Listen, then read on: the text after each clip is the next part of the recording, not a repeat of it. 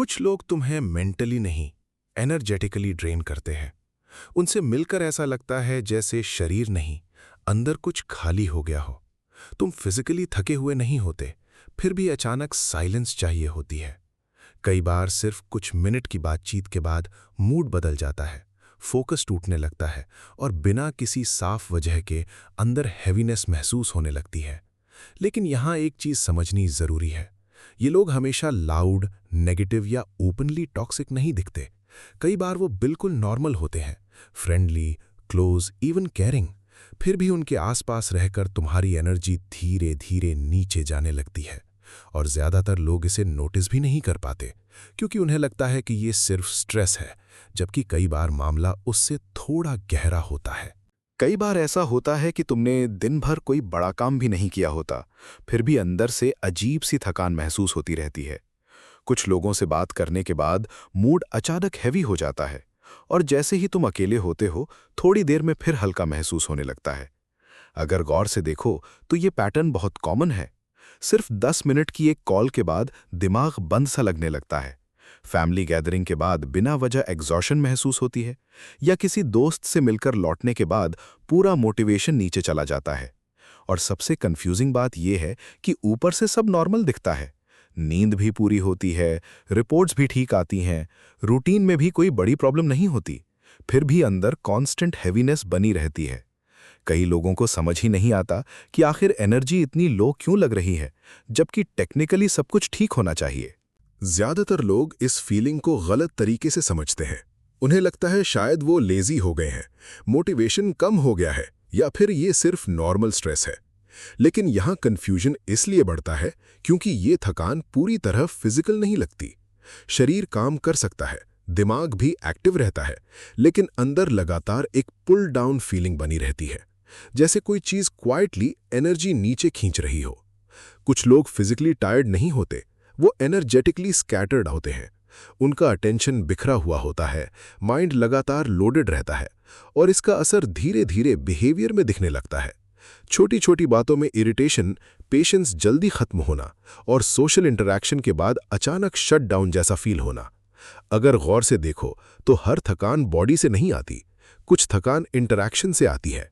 कई बार इंसान काम से नहीं, लोगों और लगातार इमोशनल एक्सपोजर से एग्जॉस्टेड होने लगता है। अब यहाँ एक हिडन लेयर शुरू होती है, जिसे ज्यादातर लोग नोटिस ही नहीं करते। हर इंसान अपने साथ एक इमोशनल एटमॉस्फेयर लेकर चलता है। कुछ लोग जहां जाते हैं वहां हल्कापन महसूस होता है, और कुछ लोगों के आसपास रहकर बिना वजह अंदर टेंशन बनने लगती है। क्योंकि कई लोग लगातार शिकायत, फियर, कंपैरिजन या दबा हुआ स्ट्रेस कैरी कर रहे होते हैं। वो शायद ओपनली कुछ ना बोलें, लेकिन उनका पूरा इमोशनल स्टेट आसपास के लोगों पर असर डालता रहता है, और धीरे धीरे तुम्हारा नर्वस सिस्टम भी टाइट होने लगता है। इसे ऐसे समझो जैसे फोन में बैकग्राउंड में हिडन ऐप्स चलते रहते हैं और बैटरी साइलेंटली ड्रेन होती रहती है। वैसे ही कुछ लोग तुम्हारे अंदर इनविजिबल प्रोसेसिंग चालू कर देते हैं। कई बार सामने वाला कुछ बोलता भी नहीं, फिर भी तुम हैवी फील करते हो। और ध्यान देने वाली बात यह है कि ये कोई मैजिक या मिस्टिकल चीज नहीं है। ये लगातार इमोशनल एक्सपोजर का असर है, जो धीरे धीरे अंदर जमा होता रहता है। अगर गौर से देखो तो शरीर सिर्फ फिजिकल लेवल पर काम नहीं करता। योग में कहा जाता है कि शरीर के अंदर एनर्जी पाथवेज भी होते हैं, जिन्हें नाड़ीज कहा गया है। अब इसे किसी कॉम्प्लिकेटेड स्पिरिचुअल कॉन्सेप्ट की तरह समझने की जरूरत नहीं है। आसान भाषा में समझो तो जब माइंड लगातार टेंशन मोड में रहता है, तब अंदर की नेचुरल फ्लो डिस्टर्ब होने लगती है, और ये डिस्टर्बेंस धीरे धीरे हैवीनेस, मेंटल फटीग और लो एनर्जी की फीलिंग में बदलने लगती है। इसका सबसे बड़ा कारण अक्सर ओवरथिंकिंग, इमोशनल प्रेशर और कुछ लोगों के आसपास लगातार अलर्ट रहना होता है। क्योंकि कुछ लोगों के साथ तुम नेचुरली रिलैक्स नहीं रह पाते, तुम्हारा सिस्टम हमेशा गार्ड मोड में रहता है, जैसे अंदर कोई इनविजिबल टेंशन चल रही हो, और यही चीज एनर्जी लीक बन जाती है। ध्यान देने वाली बात यह है कि एनर्जी अक्सर काम से कम, रेजिस्टेंस से ज्यादा ड्रेन होती है। जब फ्लो ब्लॉक होने लगता है, तब चेस्ट, हेड या पूरे बॉडी में अनएक्सप्लेन्ड हैवीनेस महसूस होने लगती है। अब सवाल यह है कि आखिर ऐसी कौन सी चीजें हैं जो धीरे धीरे तुम्हारी एनर्जी को नीचे खींचती रहती हैं। सबसे पहला ट्रिगर होते हैं वो लोग जो हर बात में कंप्लेंट, फियर या गॉसिप लेकर चलते हैं। उनसे मिलकर तुम्हारा माइंड भी उसी फ्रीक्वेंसी में शिफ्ट होने लगता है, चाहे तुम कॉन्शियसली नोटिस करो या नहीं। दूसरा बड़ा कारण है ओवर अवेलेबिलिटी। हर समय रिप्लाई करना, हर किसी के लिए इमोशनली अवेलेबल रहना, हर नोटिफिकेशन पर मेंटली रिएक्ट करना। बाहर से तुम आराम कर रहे होते हो, लेकिन अंदर से लगातार कनेक्टेड रहते हो, और यही साइलेंट एग्जॉस्शन बन जाती है। तीसरा ट्रिगर सबसे हिडन है, रेपिटेटिव थॉट लूप्स। पुराने आर्ग्यूमेंट्स को बार बार रिप्ले करना, इमेजिनरी कॉन्वर्सेशंस चलाना या अंदर साइलेंट एंगर पकड़े रखना। कई बार कोई इंसान कमरे में नहीं होता, फिर भी वो तुम्हारी एनर्जी कंज्यूम कर रहा होता है, क्योंकि कई एनर्जी लीक्स बाहर से नहीं, माइंड के अंदर कंटिन्यूअसली चल रहे होते हैं। लेकिन कई बार प्रॉब्लम सिर्फ लोग नहीं होते हैं।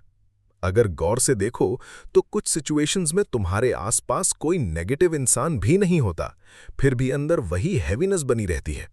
और यहीं पर चीज थोड़ी डीपर हो जाती है, क्योंकि लेकिन अगर तुम्हें यह भी समझ नहीं आता कि तुम बिना कारण थक क्यों जाते हो, तो पहले वो समझना जरूरी है। कई बार एनर्जी बाहर से नहीं, अंदर की हैबिट से लीक हो रही होती है। कुछ पैटर्न्स इतने नॉर्मल बन चुके होते हैं कि लोग उन्हें प्रॉब्लम मानते ही नहीं। लगातार ओवरथिंकिंग, हर चीज को मेंटली कैरी करना, बिना जरूरत माइंड को एक्टिव रखना, ये सब धीरे धीरे सिस्टम को ओवरलोड करने लगते हैं। और सबसे इंटरेस्टिंग बात यह है कि लोग बाहर की नेगेटिविटी को तो पहचान लेते हैं, लेकिन अंदर चल रही साइलेंट एग्जॉस्शन को इग्नोर करते रहते हैं। और यही वो हिस्सा है जिसे लोग सबसे ज्यादा इग्नोर करते हैं। अब शायद सॉल्यूशन से पहले अवेयरनेस ज्यादा जरूरी है, क्योंकि जब तक तुम्हें यह दिखना शुरू नहीं होगा कि एनर्जी कहाँ ड्रेन हो रही है, तब तक हर थकान रैंडम ही लगेगी। थोड़ा नोटिस करना शुरू करो कि इन लोगों से मिलने के बाद बॉडी हैवी फील करती है, कौन सी कॉन्वर्सेशंस के बाद माइंड स्कैटर्ड हो जाता है और फोकस वापस आने में टाइम लगता है।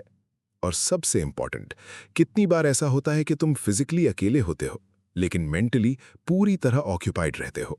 बाहर शांति होती है, लेकिन अंदर लगातार कोई ना कोई कॉन्वर्सेशन चल रही होती है। अगर गौर से देखो तो हर कनेक्शन हेल्दी नहीं होता, चाहे वो फेमिलियर ही क्यों ना लगे। कुछ इंटरैक्शंस सिर्फ टाइम नहीं लेते, वो अटेंशन कंज्यूम करते हैं। और कई बार तुम्हारा शरीर नहीं, तुम्हारा अटेंशन एग्जॉस्टेड होता है। यही वजह है कि बिना ज्यादा काम किए भी अंदर टायर्डनेस बनी रहती है। अब इसका मतलब ये नहीं कि तुम्हें सबसे दूर हो जाना है या पूरी दुनिया से कट कर रहना है। असली बदलाव बस अवेयरनेस से शुरू होता है। थोड़ी साइलेंस को नोटिस करना शुरू करो। ये देखो कि कौन सी जगहों, लोगों या कॉन्वर्सेशंस के बाद तुम्हारा सिस्टम हल्का महसूस करता है और कहाँ अंदर कॉन्ट्रैक्शन आने लगता है। क्योंकि जहां तुम्हारा सिस्टम बार बार कॉन्ट्रैक्ट होता है, वहां कुछ गलत जरूर है। कई बार बॉडी बहुत पहले सिग्नल दे देती है, लेकिन माइंड उसे इग्नोर करता रहता है। हर इंटरैक्शन जरूरी नहीं होता, हर बात का तुरंत जवाब देना भी जरूरी नहीं होता। और शायद पहली बार तुम्हें अपनी बॉडी की फीलिंग को सीरियसली ऑब्जर्व करना पड़ेगा, क्योंकि एनर्जी प्रोटेक्ट करना आइसोलेशन नहीं, अवेयरनेस है। जब ये चीज़ धीरे धीरे क्लियर होने लगती है, तब तुम्हें समझ आने लगता है कि थकान हमेशा काम की वजह से नहीं थी। कई बार वो लगातार अननोटिस्ड एक्सपोजर की वजह से थी। लेकिन असली शौक ये है कि ये सिर्फ लोग नहीं, तुम्हारी आदतें भी हैं। कई बार इंसान बाहर की नेगेटिविटी से बचने की कोशिश करता रहता है, लेकिन अंदर कुछ पैटर्न्स ऐसे चल रहे होते हैं जो धीरे धीरे उसकी पूरी एनर्जी कंज्यूम कर रहे होते हैं। और सबसे डेंजरस बात यह है कि वो हैबिट्स इतनी नॉर्मल लगने लगती हैं कि इंसान उन्हें प्रॉब्लम मानना ही बंद कर देता है। शायद इसी वजह से कई लोग रेस्ट करने के बाद भी फ्रेश फील नहीं कर पाते, क्योंकि थकान बॉडी में नहीं, लगातार एक्टिव माइंड में जमा हो रही होती है। और कुछ हैबिट्स ऐसी हैं जो बिना किसी इंसान के भी तुम्हारी एनर्जी लगातार खींचती रहती हैं। और अगली वीडियो में हम वही देखने वाले हैं।